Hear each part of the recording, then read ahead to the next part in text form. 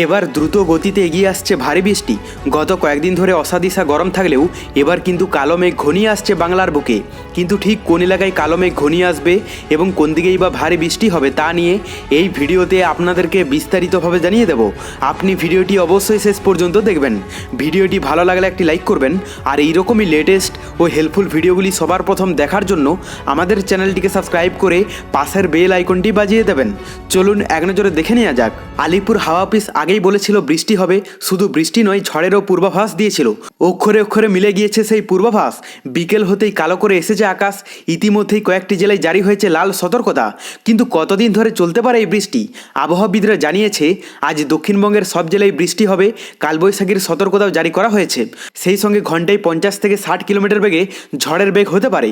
তবে শুক্রবারের পর থেকে বৃষ্টির পরিমাণ কমবে।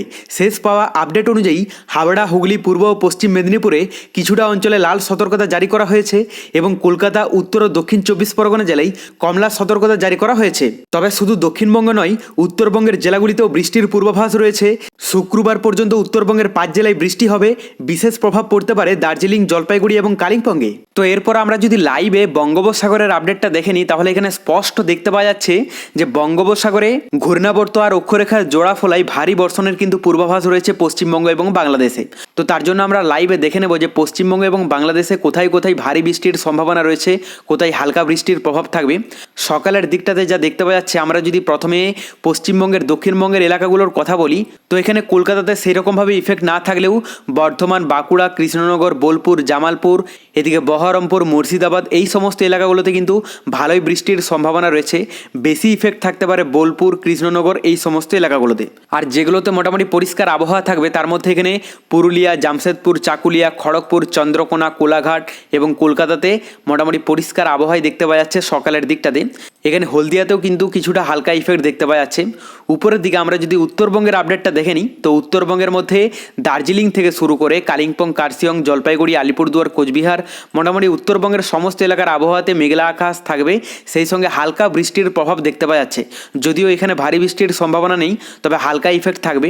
কিন্তু আমরা যদি বাংলাদেশের আপডেটটা দেখে নিই, তাহলে এখানে দেখতে পাবো যে বঙ্গোপসাগরে সেই রকমভাবে ইফেক্ট নেই। শুধুমাত্র এই কয়েকটি এলাকা আছে, তার মধ্যে হাতিয়া, রামগতি এই সমস্ত এলাকাগুলোতে মোটামুটি হালকা ইফেক্ট থাকবে। তবে ভিতরের এলাকার মধ্যে যে সমস্ত এলাকাগুলোতে বৃষ্টির সম্ভাবনা সবথেকে বেশি পরিমাণে পড়বে, তার মধ্যে এখানে পঞ্চগড় আছে, কিশোরগঞ্জ, রায়গঞ্জ, দিনাজপুর, বালুরঘাট, গাইবান্ধা, রংপুর, রাজশাহী, পাবনা, ঝিনাইদহ, যশোর। উপরের দিকের যদি কথা বলা যায়, সিলেটের কাছাকাছি এলাকাগুলোতেও কিন্তু ভালোই বৃষ্টির সম্ভাবনা রয়েছে। তবে যে সমস্ত এলাকাগুলোতে পরিষ্কার আবহাওয়া থাকবে সকালের দিকটাতেই, তার মধ্যে এখানে ময়মনসিংহ, ঢাকা, আগরতলা, ফেনী, এদিকে খুলনা, বরগুনা এই সমস্ত এলাকাগুলো মোটামুটি পরিষ্কারই দেখতে পাওয়া যাচ্ছে। এরপর আমরা যদি আজ দুপুরের দিকে আপডেটটা দেখি, তো এখানে যা দেখতে পাওয়া যাচ্ছে, দক্ষিণবঙ্গের মধ্যে বেশিরভাগ এলাকার আবহাওয়া পরিষ্কারই হয়ে যাবে। সকালের দিকের মতো ইফেক্ট থাকবে না, মোটামুটি অনেকটা অংশে পরিষ্কার দেখতে পাওয়া যাচ্ছে। তবে উত্তরবঙ্গের সকালের দিকে যেরকমভাবে ইফেক্ট পড়তে দেখতে পাওয়া গেছে, দুপুরের দিকেও একই থাকবে, মানে হালকা বৃষ্টির সম্ভাবনা রয়েছে। আর বাংলাদেশের কথা বলতে গেলে, বাংলাদেশের সমুদ্র উপকূলবর্তী এলাকাগুলোতে ভালোই কিন্তু ইফেক্ট পড়তে দেখতে পাওয়া যাচ্ছে।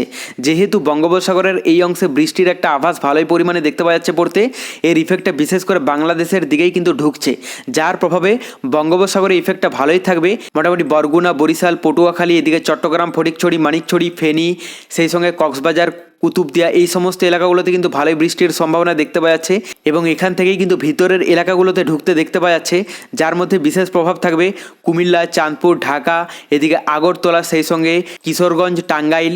উপরের দিকের যদি কথা বলা যায়, সিলেট, সুনামগঞ্জ, হবিগঞ্জ, কিশোরগঞ্জ, ময়মনসিংহ এগুলোতে মোটামুটি পরিষ্কার আবহাওয়াই দেখতে পাওয়া যাচ্ছে। তবে বাদবাকি এলাকাগুলোতে মোটামুটি বৃষ্টির সম্ভাবনা রয়েছে। এরপর আমরা রাতের দিকে আবহাওয়াটা দেখে নেব।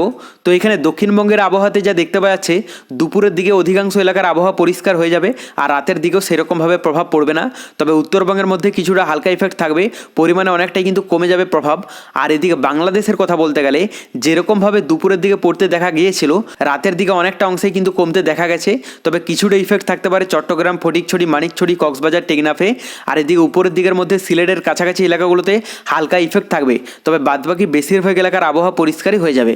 এরপর আমরা তাপমাত্রাটা দেখে নেব যে তাপমাত্রায় নতুন কোনো চেঞ্জেস এসেছে কিনা, কারণ গত কয়েকদিন ধরেই বিক্ষিপ্ত এলাকা জুড়ে বৃষ্টি হচ্ছে পশ্চিমবঙ্গে এবং বাংলাদেশে, যার প্রভাবে তাপমাত্রায় অনেকটাই কিন্তু ফারাক লক্ষ্য করা গেছে। মোটামুটি অস্বস্তি ভাব অনেকটা অংশে কিন্তু কেটে গেছে দিনের দিকে এবং রাতের দিকেও। এখানে কলকাতাতে 30 ডিগ্রি দেখতে পাওয়া যাচ্ছে, মানে মোটামুটি স্বাভাবিক বলা যায়, খুব একটা অস্বস্তি গরম থাকবে না।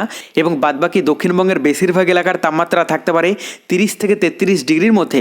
এবং উত্তরবঙ্গের যদি আপডেটটা দেখা যায়, এখানে দার্জিলিংয়ে মোটামুটি 16 ডিগ্রি দেখতে পাওয়া যাচ্ছে, কালিম্পং কার্শিয়ংয়ে 18 ডিগ্রি থাকবে, আর এদিকে জলপাইগুড়ি আলিপুরদুয়ার কোচবিহারে তাপমাত্রা থাকতে পারে 22 ডিগ্রির মধ্যে।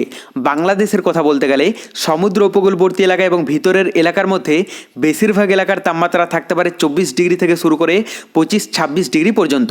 এরপর আমরা রাতের দিকে তাপমাত্রাটা দেখে নেব, কারণ রাতের দিকে এখন পশ্চিমবঙ্গ বাংলাদেশের অধিকাংশ এলাকাতে হালকা ঠান্ডা হাওয়া আছে। তো এখানে কলকাতাতে 26 ডিগ্রি থাকবে এবং বাদবাকি বেশিরভাগ এলাকার তাপমাত্রা থাকতে পারে 24-25 ডিগ্রির মধ্যে। উত্তরবঙ্গের যদি আপডেটটা দেখা যায়, দার্জিলিংয়ে 12 ডিগ্রি দেখতে পাওয়া যাচ্ছে, পাশাপাশি এখানে কালিম্পং কার্শিয়ংয়ে 14 ডিগ্রি থাকবে, আর এদিকে জলপাইগুড়ি আলিপুরদুয়ার কোচবিহারের তাপমাত্রা থাকতে পারে 18 ডিগ্রির মধ্যে।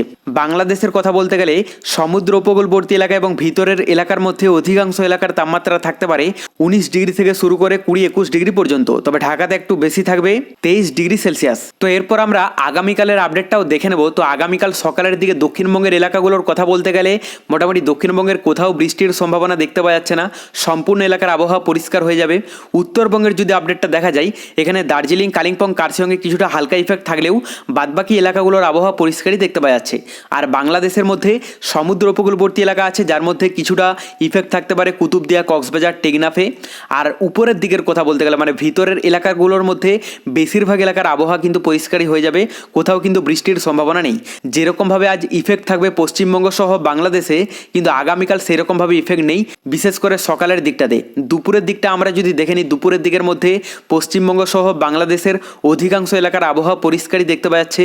শুধুমাত্র বাংলাদেশের বিক্ষিপ্ত এলাকা জুড়ে কিছুটা ইফেক্ট থাকতে পারে, এখানে রংপুর, পঞ্চগড়, গাইবান্ধা, সেই সঙ্গে সুনামগঞ্জ, কিশোরগঞ্জ, এই সমস্ত এলাকাগুলোতে। আর উত্তরবঙ্গের মধ্যে কিছু এলাকা আছে যেগুলোতে হালকা ইফেক্ট থাকতে পারে, দার্জিলিং, কালিম্পং, কার্শিয়ং, শিলিগুড়ি, আলিপুরদুয়ার, কোচবিহার। কিন্তু দক্ষিণবঙ্গে সেই রকমভাবে ইফেক্ট পড়তে দেখতে পাওয়া যাচ্ছে না।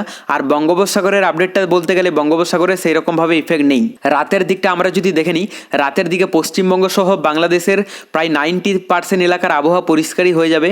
মানে যেরকমভাবে আজ ইফেক্ট থাকবে, আগামীকাল মোটামুটি অনেকটা অংশেই চেঞ্জ হয়ে যাবে, পরিষ্কারই হয়ে যাবে সম্পূর্ণ এলাকার আবহাওয়া। এখানে যা দেখতে পাওয়া যাচ্ছে, বঙ্গোপসাগরেও সেরকমভাবে দুর্যোগপূর্ণ আবহাওয়া দেখতে পাওয়া যাচ্ছে না। কিন্তু আমরা যদি মেঘলা আকাশটা দেখে নিই, তাহলে এখানে দেখতে পাবো মেঘলা আকাশ মোটামুটি বঙ্গোপসাগরের এই সমস্ত এলাকাগুলোতে মানে মিডিল অংশে আছে। কিন্তু এর ইফেক্টটা পশ্চিমবঙ্গ বাংলাদেশে আর পড়বে না, যেহেতু পশ্চিমবঙ্গ বাংলাদেশে গত কয়েকদিন ধরে বৃষ্টি হচ্ছে। তবে এই মুহূর্তে সেটি কেটে যেতে দেখতে পাওয়া যাচ্ছে। পরবর্তীতে বঙ্গোপসাগরে নতুন কোনো দুর্যোগের আভাস পেলে অবশ্যই আপনাদেরকে লাইভে জানিয়ে দেবো। এরপর এখানে যা দেখতে পাওয়া যাচ্ছে, মেঘলা আকাশটা দক্ষিণবঙ্গে সেরকমভাবে না থাকলেও উত্তরবঙ্গের এলাকাগুলোতে কিন্তু মেঘের